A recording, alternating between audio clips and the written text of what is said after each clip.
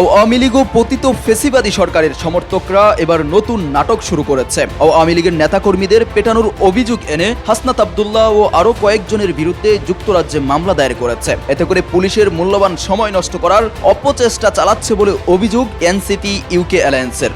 বিজ্ঞপ্তিতে আরও বলা হয়, নিষিদ্ধ আওয়ামী লীগের সন্ত্রাসী কর্মকাণ্ড, জননিরাপত্তা এবং যুক্তরাজ্যের আইনশৃঙ্খলা পরিস্থিতির উপর সম্ভাব্য প্রভাব নিয়ে যুক্তরাজ্যের একটি বিশেষায়িত সংস্থা তদন্ত কার্যক্রম শুরু করেছে। হাসনাত আব্দুল্লাহ যুক্তরাজ্যের আইনশৃঙ্খলা রক্ষাকারী বাহিনীকে তাদের পেশাদার দায়িত্ব ও ভূমিকার জন্য ধন্যবাদ জানিয়েছেন।